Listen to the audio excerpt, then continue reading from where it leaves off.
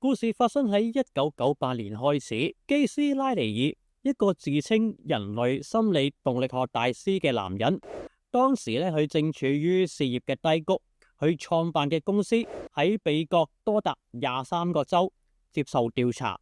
懷疑涉及金字塔騙局而需要關門大吉嘅。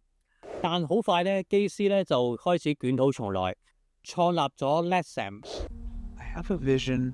of what it could be like to be a human, to experience connection, compassion, love. ESP Nexium is a methodology for enhancing human experience and behavior. Letsam 咧係一個自我提升嘅團體，承諾咧透過說話療法同一個叫做神經語言學嘅催眠式療法，幫人咧治療心靈嘅創傷，發揮潛能。基斯咧揾咗一個前精神科嘅護士叫做南希，並稱佢為一個人類嘅潛能專家。佢哋一齊包裝咗一個好吸引嘅賣點，只要加入我哋，你就可以擺脫恐懼，揾到幸福嘅人生嘅啦。但真相究竟係點呢？